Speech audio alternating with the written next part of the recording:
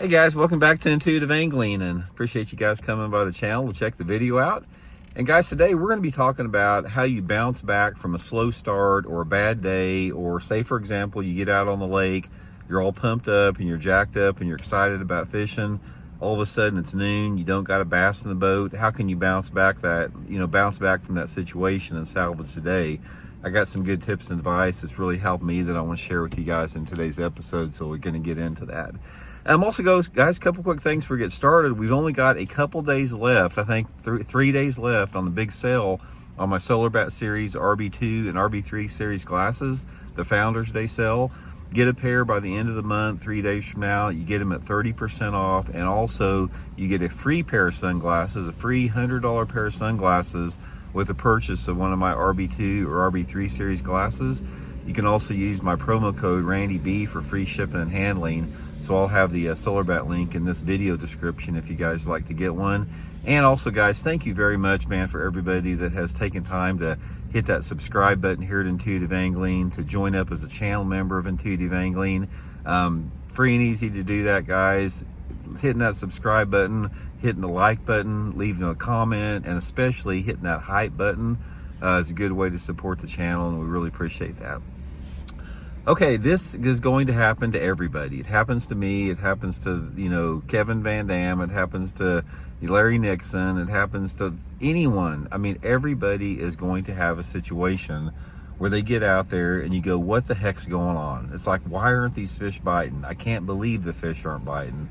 I've had so many situations where, say, the day before in practice for something in a tournament, I had them dialed in and I was whacking them. And I just couldn't wait to get out there.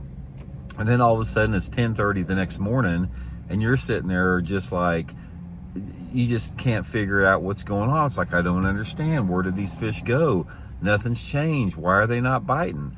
So this is one of the most frustrating feelings that you're going to have in bass fishing. And when you get this, and you will get it, guys, this will happen to you multiple times regularly.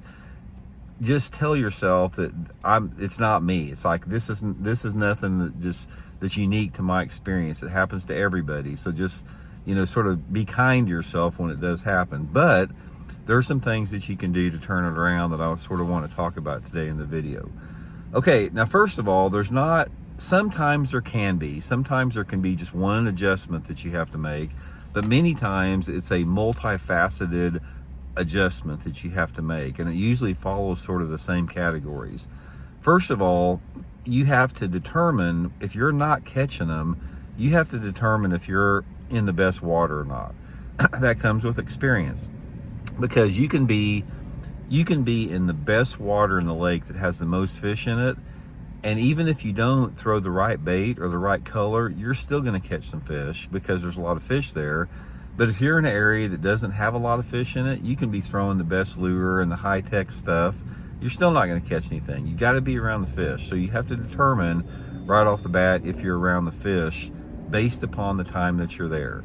So based upon the seasonal patterns and the movement of the fish, and we're not talking about looking at a dang video game screen that points you where the fish are at. We're talking about real bass fishing here, where you actually have to fish to find the fish like a real fisherman. So if you're a live scoper, this video is not for you.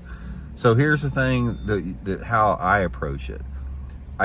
First thing I try to do is I tell myself, am I in the right water? Based upon the water temperature and the water clarity, am I in the right part of the lake, whether it be the lower end, the mid end, and the upper end?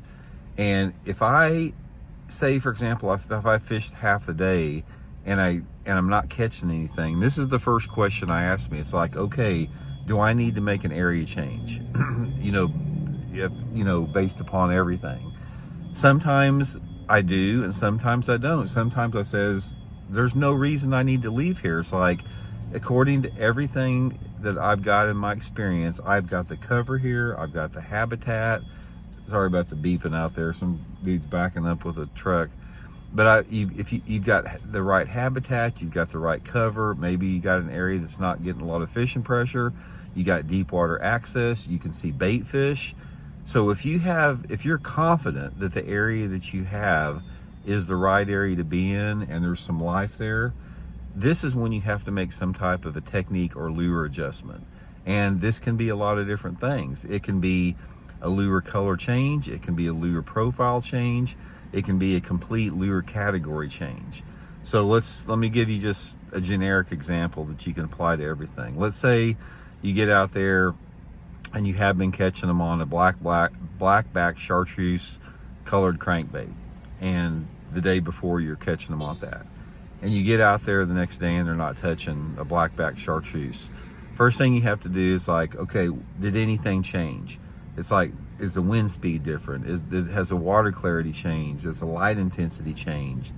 And if you've got some type of a change in there, you have to make an according adjustment. So let's say, for example, the day that you were out there before, you had water visibility of about 15 inches.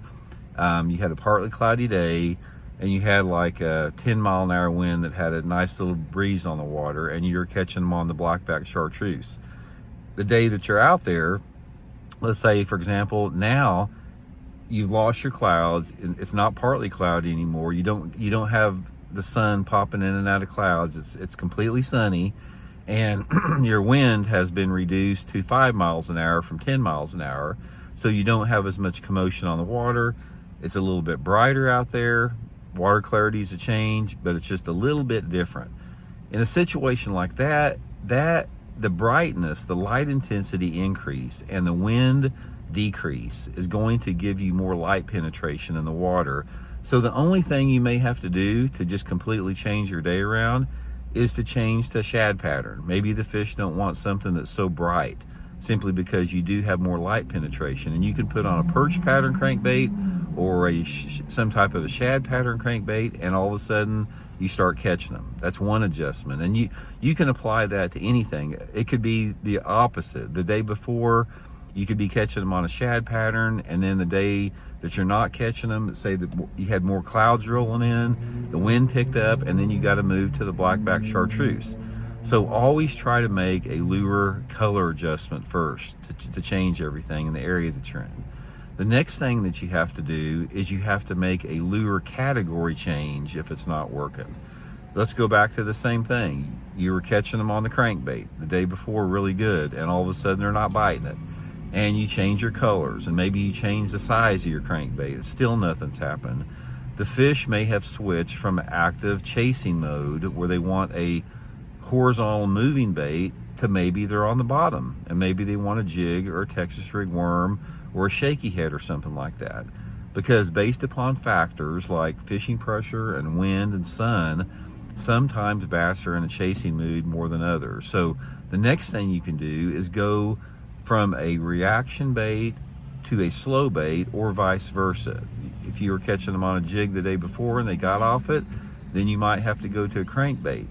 But changing the color and then changing the lure category completely is going to be two huge benefits, guys. If there's one thing that can turn your day around in a hurry, those two simple changes can definitely possibly work. And then you've got other stuff in there, like maybe the depth of water you're fishing, maybe the fish moves shallower or a little bit deeper, or maybe you need to have a different casting angle, something like that. But most of the time, it's one of the two. It's either the area that you're fishing, you need to switch your area, or you need to switch your lure, color, category, speed to retrieve, some type of a lure adjustment.